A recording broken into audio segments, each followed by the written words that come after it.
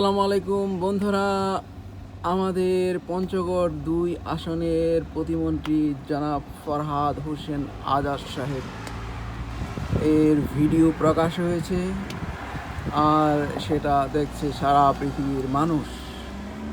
যাই হোক, ফরহাদ হোসেন সাহেবের এই ভিডিও প্রকাশ করেছে ভারতীয় দালাল, ভারতীয় কুকুরগুলি, যেগুলা বাংলাদেশের ভিতরে বসবাস করতেছে। এমনটাই প্রকাশ করেছেন প্রখ্যাত সাংবাদিক জনাব ইলিয়াস হোসেন সাহেব।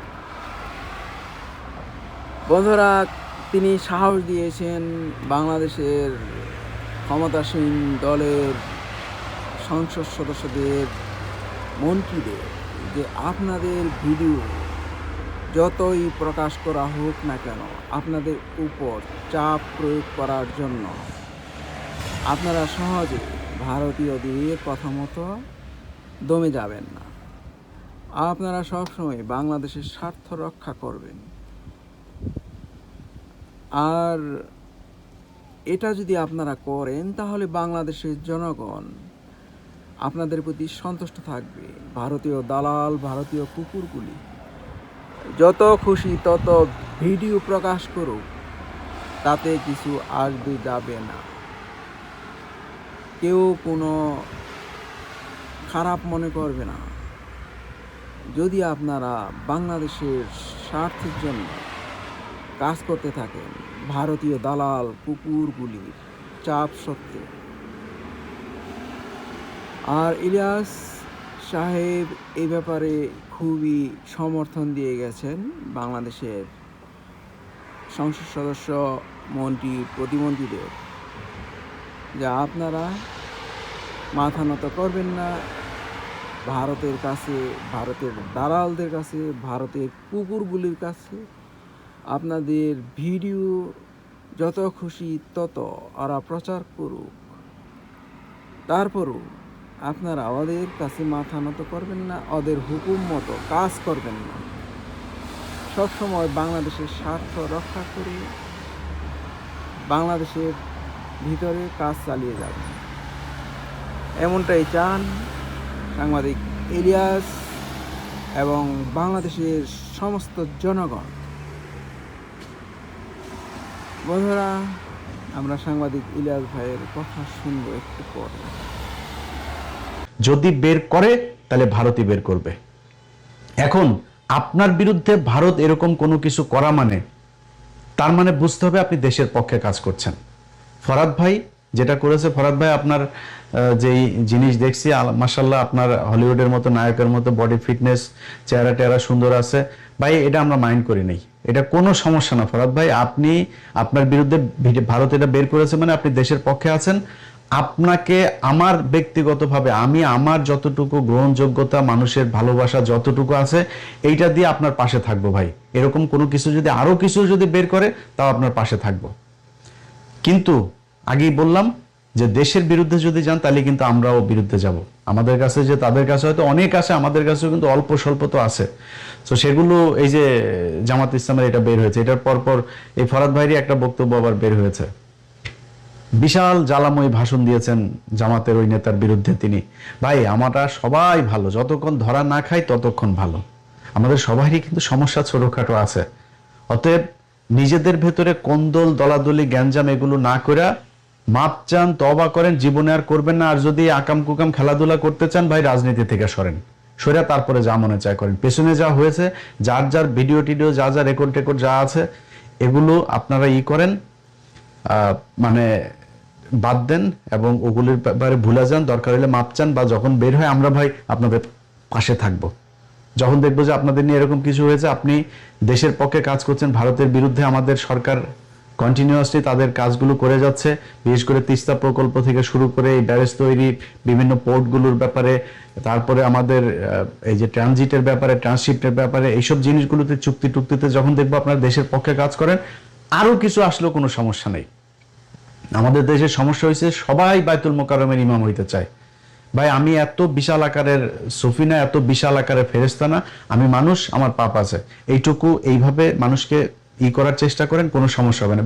আপনি মানে এখানে ফুলসিরাত পার হইতে আসেন নাই, হাসরের ময়দানে আল্লাহর কাছে জবাব দিতে আসেন নাই। আপনার ছোটখাটো আপনার গোপন পাপ যা আছে আল্লাহ বলছেন এগুলো আপনাকে মাফ করে দিবে আপনি যদি তওবা করেন, ওটা নিয়ে কোনো টেনশন করার দরকার নেই।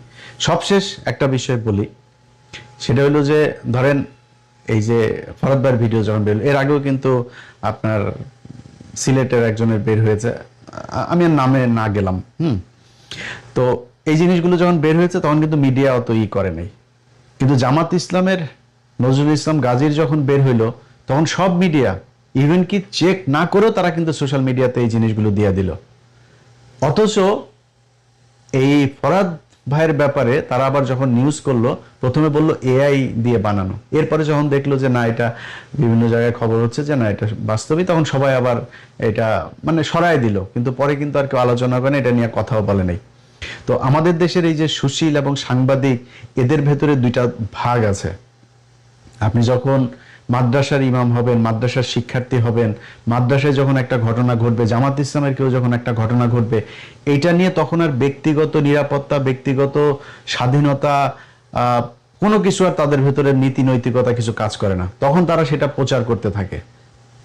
আর ওনাদের ভাবটা দেখলে মনে হয় ওনারা বিশাল আকারে সুফি। এই যে প্রথম আলোর যে পোলার, এই যে ওর ছেলের নাম হলো শাসা, এই শাসারই 3-4টার সাথে আমার কাছে আছে, আমি এটা তো আপনারা সেই 2024-25 সালে আমি দিয়েছিলাম। তো এরাই হলো কি আমাদের নীতি নৈতিকতা শিখায়। এখন এদের বেলায় যদি নাকি আপনি এরকম কিছু করেন, ধরেন আজকে এই যে জামাত ইসলামের যে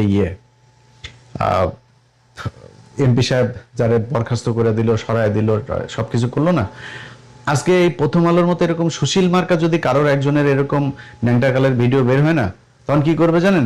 সবাই প্যান খুলে দিয়া নুনুরা দেখাবে, বলবে যে প্রতিবাদ, এটা হচ্ছে প্রতিবাদ, ওদের সুশীল একজনের নুনু বের করে ওকে সম্মানহানি করা হয়েছে, এখন সবাই নুনু বের করে তারপরে ওকে ওর পক্ষে আপনার জানাবে, কি জানায় না, ওই যে সহমর্মিতা জানায় আর কি। হ্যাঁ, এটা হচ্ছে ওদের ডুয়েল ক্যারেক্টার, এটা বহুদিন ধরে। কারণ আগেও যখন এই যে খোকা ভাই, তারপরে হইলো গিয়া মাহমুদুর রহমান মান্না, এনাদের অডিও বের হইলো না, অনেকের অডিও কিন্তু তারা বের করেছে, ওইটা বাংলাদেশের টেলিভিশনে পর্যন্ত বের হয়েছে, তখন আর আমাদের এই যে কনস্টিটিউশন যেটা আছে এটাতে আর তখন বাধা আসে না, এটা আর তখন এটার বিপরীতে যায় না। কিন্তু ওনাদের বিরুদ্ধে কিছু গেলে, যেমন আমি পরিমণির একটা ভিডিও বের করেছিলাম, তখন বাংলাদেশের সব মিডিয়া নিউজ করলো সেই 2020 সালে যে ইলিয়াস হুসাইনের কাছে এই ভিডিও কে পাঠালো, কিভাবে গেল তার কাছে, সে কিভাবে পেল, মানে ওদের নিউজ তখন ওইটা, বুঝছেন। আবার জামাত ইসলামের বিরুদ্ধে একটা কিছু হবে, একটা মাদ্রাসার একজন শিক্ষার্থীর বিরুদ্ধে, এই মাদ্রাসার কি ফেরেস্তা নাকি, মাদ্রাসায় পাপ করে না? তোর মিডিয়াতে যে পরিমাণে লেসবিয়ান আর এই গেইজম যেগুলো চলে, এই এলজিবিটি কিউ যা চলে, বাংলাদেশের ইতিহাসে আর কোথাও এগুলি চলে নাকি? আমরা এগুলি দেখে আসি নাই, কারা কি করে, কি হয়, এখানে কি চলে, এগুলি দেখি নাই আমরা। সো ওনারা আবার নিউজ করে অন্য মানুষের, মাদ্রাসার শিক্ষার্থীদের ব্যাপার। আরে বেটা, মাদ্রাসার শিক্ষার্থী সে মানুষ, সেও ভুল করে, খালি নিউজ তারটাই হয়। আর স্কুলে হইলে, কলেজে হইলে, ইউনিভার্সিটিতে যে লাগালাগি করতেছো, তোমাদের এক প্রফেসরের বউ আরেক সহকারী প্রফেসর নিয়ে ভাইয়া যাচ্ছে, ওগুলি আর তখন নিউজ করতে মনে চায় না। সমস্যা খালি হুজুরদের বেলায়। জামাত ইসলামের আমির উনি একটা খুব গুরুত্বপূর্ণ কথা বলেছেন, যে সাদা কাপড়ের দাগ খুব কম লাগে, মানে খুব বেশি দেখা যায়, কম লাগলেও বেশি দেখা যায়। সো যারা টুপি মাথায় দিবেন, পাগড়ি পরবেন, সাদা জুব্বা টুব্বা এগুলো লাগাবেন না, লাগানোর আগে নিজের আগে পাগড়িওয়ালা বানায়েন, নিজের মনটার আগে পাগড়িওয়ালা বানায়, এরপরে ওইটা করেন, এরপরে দাঁড়িয়ে রাখেন, তার আগে করেন না। কারণ কি জানেন, আপনি যেই আকামটা করেন, এই আকামটার সাথে তখন আপনার সাথে সাথে ইসলামও বিতর্কিত হয়, যেখানে আপনি যা করবেন সেটা খুব হিসাব করে কাজ করেন। হ্যাঁ, আমরাও কিন্তু মানুষ, আমরা মানে আপনাদের এই জব্বা কুর্তা টুর্তা এগুলো পরি না, কিন্তু তারপরেও না আমরা একটু হিসাব করে চলাফেরা করার, কথাবার্তা বলার, তারপরে কাজকর্ম করার চেষ্টা করি। কারণ আমরা যেহেতু খুব রাইটিস্ট কথাবার্তা বলি না, আমরা একটা অন্যায় করলে, একটা পাপ করলে ওইটার ব্যাপারে খুব বেশি ছড়াই। তো আপনাদের কাছে অনুরোধ থাকবে, এই সাদা কাপড়ওয়ালারা একটু সাবধানে থাকেন। আর বিএনপির কাছে আবারও সবশেষ বলে যাই, ভাই আপনারা আমার শত্রু না, কিন্তু ওই মানে আপনার ন্যাংটাকালের ভিডিও দেখায় আপনারা দিয়া দেশের বিরুদ্ধে কাজ করবে, আমরা কিন্তু সব দেখতেছি। এখন যদি নাকি সামনে খুব খুব খুব ক্রুশিয়াল একটা সময় যাচ্ছে, তো সো সামনে যদি আমরা দেখি চীন সফর করে আর এই টার্কির সাথে চুক্তি টুক্তি করে ফেললেই মনে করি না যে বিশাল কিছু হয়ে গেছে। এখনো কিছুই হয় নাই। চীনাও না আমাদের হাসপাতালও করে নাই। ওই করিডোর তো বহু পরের কথা, ওই যে ট্রানজিট, যেটা ত্রিদেশীয় ট্রানজিট